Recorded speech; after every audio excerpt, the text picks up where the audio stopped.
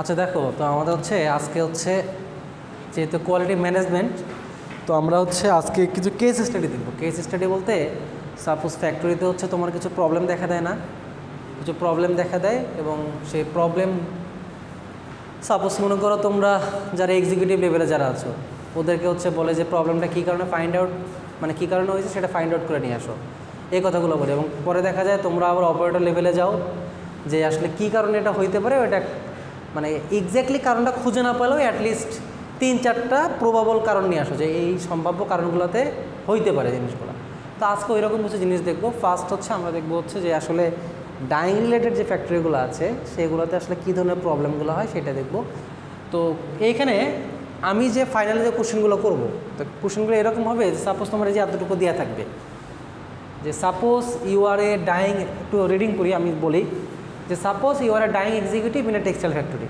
তো টেক্সটাইল ফ্যাক্টরিতে ডাইং একজন executive, a batch of fabric has come out with noticeable patchy areas after dyeing. হ্যাঁ, মানে dyeing করার পর তোমার এমন একটা এরিয়া আছে যে এরিয়াটাতে তোমার কী হয়েছে যে ডাইংটা সুষম হয় নাই, আনইভেন হয়েছে। এরপর বলছে আপন ইন্সপেকশনের মধ্যে you suspect the issue lies in pre treatment or dyebath management. তার মানে তুমি ধারণা করতেছো যে আসলে এই ইস্যুটা হইতে পারে এই কারণে হয় প্রি ট্রিটমেন্টে কোনো একটা ঝামেলা হয়েছে, না হয় ডাইং বাতে যে কোনো একটা ঝামেলা হয়েছে। তখন এরপর বলছে যে how do you identify the root cause, তুমি কিভাবে মূল কারণটা তুমি আইডেন্টিফাই করবা and propose a solution to prevent such problem in future. মানে তুমি কিভাবে এই রুট কজটা তুমি আসলে জানবা এবং জানার পর এর জন্য তোমার আসলে সলিউশনটা কী, যাতে পরবর্তীতে বা ফিউচারে এরকম আর প্রবলেম না সৃষ্টি হয়।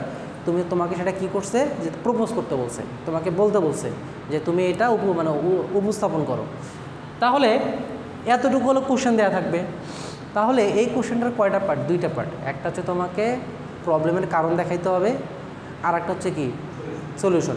তাহলে তোমরাই বলো যে যদি প্রবলেমের কারণ খুঁজে পাও, সলিউশন তো সোজা। সাপোজ মনে করো যে ডাইংয়ে তোমার প্রি ট্রিটমেন্টে দেখা যাচ্ছে স্কোয়ারিং ব্লিচিংটা ভালো হয় নাই, মনে করো। হ্যাঁ আমার তো 12-13তে ক্লাস, হ্যাঁ 12তে। আবার তো শুনলাম, দাঁড়াও, আচ্ছা দেখো, তো ঘটনা হচ্ছে মনে করো যে তোমার ওখানে কি হয়েছে, আমি মানে কি কারণটা বললাম তোমাদের, কারণ কি বলছি মনে নাই? আচ্ছা, স্কোয়ারিং ব্লিচিংটা ভালো মতো হয় নাই। তাহলে সলিউশন কি হবে যে স্কোয়ারিং ব্লিচিংটা যাতে ভালো হয় সেটা আমাকে লক্ষ্য রাখতে হবে। তার মানে তুমি যদি তার মানে হচ্ছে তুমি যদি প্রবলেমের কারণ যদি খুঁজে পাও, তার বিপরীতটাই হচ্ছে কি সলিউশন বা রেমিডিস। আচ্ছা, সেই কথাটা এখানে বলছে যে কজটা কী হইতে পারে। এই যে আমি এখানে বলছি যে স্কোয়ারিং আর ব্লিচিং ইন প্রি ট্রিটমেন্ট, সেটা কেমন হয়েছে? আনইভেন মানে হচ্ছে তুমি এক্স্যাক্টলি এটা মানে প্রপারলি করো নাই, ঠিক আছে? কোনো মানে তুমি করছো মানে সব জায়গায় লাগে নাই, কোনো জায়গায় লাগছে কোনো জায়গায় লাগে নাই। তো যে জায়গায় লাগে নাই সেই জায়গায় তো তেল চর্বিটা টিকে আছে, ও তো ডাই অ্যাবজর্ব করবে না, আর অ্যাবজর্ব করলে অনেক কম, ওই কারণে কি ইফেক্টটা আসে, তাই না? এইটা একটা। আর একটা কারণ কী হইতে পারে যে এরা বলছে যে অ্যাজিটেশন কি জানো? হ্যাঁ, ইনসাফিসিয়েন্ট ডাইবাথ অ্যাজিটেশন। তার মানে হচ্ছে ডাইবাথের যে তোমার ম্যানেজমেন্ট যেটা আছে ওইটা তুমি ঠিকভাবে করো নাই, ঠিক আছে? থার্ড হচ্ছে inconsistent die application parameters. Suppose তোমার পলিস্টারের জন্য ডাইং লাগে কত, 135 কমপক্ষে, 135-40 এরকম, তাই না? এখন তুমি মনে করো ওখানে 120 ডিগ্রি সেন্টিগ্রেডে চালাইছো, তাহলে তো ওটা ডাইংও হবে না। আবার দেখা যাচ্ছে যে তুমি 180 ডিগ্রি বানাই ফেলছো, কাপড়ই তো পড়ে যাবে। তাহলে তোমাকে টেম্পারেচারটা এক্স্যাক্টলি আসলে 135 ছিল কিনা এটা তোমাকে কনফার্ম হইতে হবে।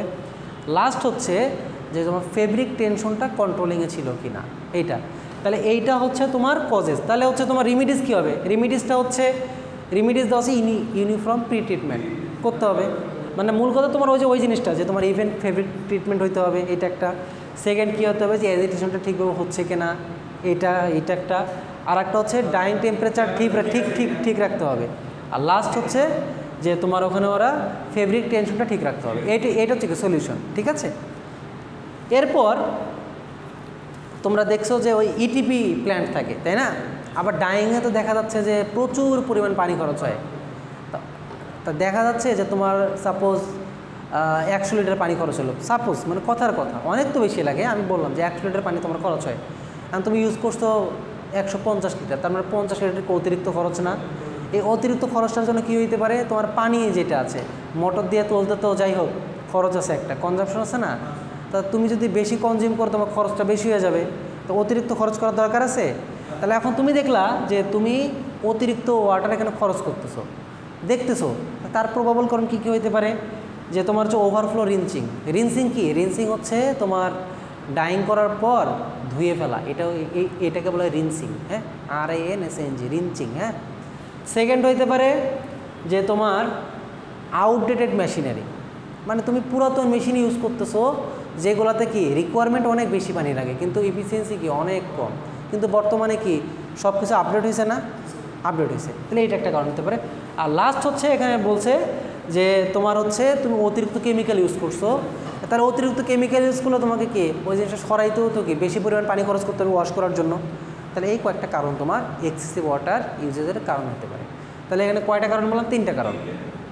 একটা হচ্ছে তোমার রিনসিং মেথড যেটা তুমি ইউজ করছো ওটা হচ্ছে ইনসাফিসিয়েন্ট, সেকেন্ড হচ্ছে যেটা ইউজ করছো সেটা আউটডেটেড মেশিনারি, আর লাস্ট যেটা ইউজ করছো ওইটা হচ্ছে তোমার মাল্টিপল ওয়াশ করতে হয়েছে কারো কারণে অতিরিক্ত কেমিক্যাল ইউজ করার কারণে। ঠিক আছে, তো এগুলো কিন্তু আসলে কেস স্টাডি বলতে বোঝায় যে প্র্যাকটিক্যাল ফিল্ডে তুমি যে প্রবলেমগুলো ফেস করতেছো সেগুলোকে তুমি আসলে সলভ করতে পারতেছো কিনা, এটা হচ্ছে কেস স্টাডি। ঠিক আছে, তো এগুলো তো আমার মনে হয় তোমরা যারা ফ্যাক্টরিতে জব করো ডাইংয়ে, এগুলো তাদের কাছে খুবই সোজা। তুমি কি ডাইংয়ে আসো নাকি? হ্যাঁ, আচ্ছা, যেটা এরপর হচ্ছে 3 নম্বর যে প্রবলেমটা বলছে এটাকে বলছে হলো কালার ফেডিং। কালার ফেডিং কি বলো তো? হ্যাঁ, প্রিন্টেড ফেব্রিক ফেটে যায়, এটা কি কালার ফেডিং? কালার ফেডিং মানে হচ্ছে কালারটা হালকা হয়ে যায়, রং উঠে যায়। ঠিক আছে, রং উঠে যায়, হালকা হয়ে যায়। কীরকম?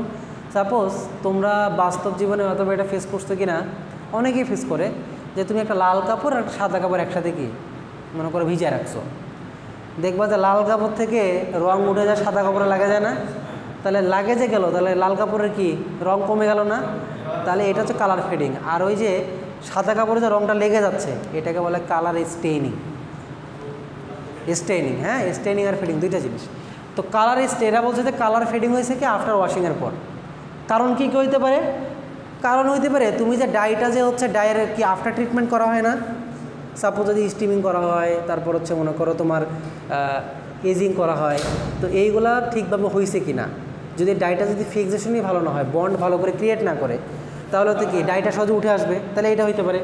সেকেন্ড হচ্ছে যে তোমার ডাই কোয়ালিটি পোর, ওই যে হিসাব একই, যে তোমার যেহেতু ডাই কোয়ালিটি পোর হয়েছে, হ্যাঁ ওইটা একটা। লাস্ট হচ্ছে যে ইমপ্রপার প্রি ট্রিটমেন্ট, হয়তো স্কোরিং ব্লিচিং ভালো হয় নাই, যার কারণে ডাইটা ভালো করে ধরে নাই, সহজে উঠে গেছে। ক্লিয়ার? তাহলে এই 3টা হচ্ছে কারণ। এরপর হচ্ছে এরা বলছে যে high chemical residues in effluent, মানে হচ্ছে ইটিপির কথা বলছে। আমি কোশ্চেনটা একটু পড়ি, দেখো তোমার এখানে বলছে যে suppose you are an environmental compliance officer in a textile factory. Compliance তো বোঝো, কমপ্লায়েন্স অফিসার মানে যারা রুলস রেগুলেশন দেখে আর কি, HR ডিপার্টমেন্টে থাকে। এরপর during routine check you find that the effluent from the wet process department contain high levels of residual chemical, মানে অতিরিক্ত কেমিক্যাল তুমি দেখতে পাচ্ছ। What steps would you take to address this issue, মানে তুমি যে এই ইস্যুটা যে পাইলা, প্রবলেমটা যে পাইলা, এটার জন্য তোমাকে কী কী সলিউশন তোমাকে দিতে হবে, আর কী কী এখানে কারণ থাকতে পারে সেটা তোমাকে কি দিতে হবে। কারণ কি কী হইতে পারে? কারণ হইতে পারে এখানে আবার এরা বলছে যে তোমার যে হাই কেমিক্যাল রেসিডিউস, তার মানে স্কোরিং ব্লিচিংয়ে সাপোজ মনে করো সোডিয়াম হাইড্রক্সাইড ইউজ করে, তো তাই না, সোডিয়াম হাইড্রক্সাইড ইউজ করে না, আবার দেখবা যে ভ্যাট ডাইসে দেখবা যে তোমার যে হাইড্রোজ ইউজ করে। ঠিক আছে, তো তুমি যদি মনে করো সাপোজ 10 গ্রাম দরকার, তুমি ইউজ করছো 20 গ্রাম, যে না যত অ্যামাউন্ট বেশি হবে তত আমার কি জিনিসটা ভালো কাজ করবে, এটা তো বেসিক ধারণা, তাই না? কিন্তু আসলে কি তাই হয়? তাই হয় না। তাহলে ওইটা দেখবা অতিরিক্ত ক্ষতিও করবে, আবার দেখবা কিছু জিনিস আছে যে তোমার পারঅক্সাইড কিলারও লাগে। তোমরা পারঅক্সাইড কিলারের নাম শুনছো কখনো? হ্যাঁ, মানে এটাকে কি বলে, যে হাইড্রোজেন পারঅক্সাইড ব্লিচিং যে করে না, হ্যাঁ স্কোরিং ব্লিচিং দিয়ে একসাথেই হয়। ঠিক আছে, তো ওইখানে দেখা যায় যে অতিরিক্ত পরিমাণ যদি তুমি ওভার ব্লিচিং করে ফেলো, তাহলে দেখা যাচ্ছে যে কিছু পরিমাণ হচ্ছে পারঅক্সাইড ওখানে থাকা যায়, যেটা হচ্ছে ফেব্রিকেরও ক্ষতি করে, আবার স্কিনেরও ক্ষতি করতে পারে। সো ওই কারণে কী করে পারক্সাইড ক্লিনার ইউজ করা হয়।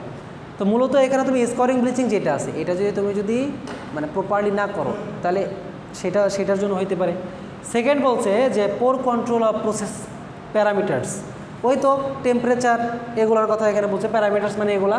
আর লাস্ট বলছে যে তুমি যে ইটিপি যেটা ইউজ করছো এটা আসলেই মানে ভালো কি না এটা হচ্ছে ডিপেন্ড করতেছে। তাহলে এখানে মানে কয়টা কারণ হইতে পারে? 3টা কারণ। কারণ তুমি এই যে হাই রেসিডিউস যে দেখতেছো ইফ্লুয়েন্ট, যখন তুমি পানিটা রিলিজ করবা তখন অতিরিক্ত কেমিক্যাল তো কি যাইতে দেওয়া যাবে না, কারণ ওটা কি এনভায়রনমেন্টাল কি ক্ষতি হয়ে যাবে। তো এই কথাগুলো এখানে বলছে। শেড ভেরিয়েশন কী কারণে হইতে পারে বলো তো? শুধু কি এটা? আচ্ছা, পাট্টা নাম শুনছো? পাট্টা ইফেক্টের নাম শুনছো? হ্যাঁ, জায়গায় যে ওই যে স্ট্রাইপ যে হয় পাট্টা, এটা কেন হয়? মাইক্রোনের ভ্যালুর কারণে হয়। ফাইবার মানে বেল ম্যানেজমেন্টে যদি কোনো সমস্যা থাকে তাহলে তোমার পাট্টা ইফেক্টটা আসে। তো ফার্স্ট অফ অল তোমার হচ্ছে এখানে শেড ভেরিয়েশন, ওইটা একটা কারণ হতে পারে, ওইটা তো ওয়ান কাইন্ড অফ শেড ভেরিয়েশনই। সেকেন্ড হচ্ছে এরা বলছে যে তুমি ফেব্রিক যেটা নিয়ে মানে ইউজ করছো ওইটা যদি ডাই অ্যাবজর্ব ভালো করে না করে, কোথাও কম কোথাও বেশি, তাই না? তাহলে সেক্ষেত্রেও দেখা যাচ্ছে কি ডাইংটা আমার ভালো হবে না, শেড ভেরিয়েশন হইতে পারে। তো ওই জন্য বলছে যে অ্যাবজর্বেন্সি ডিফারেন্সেস।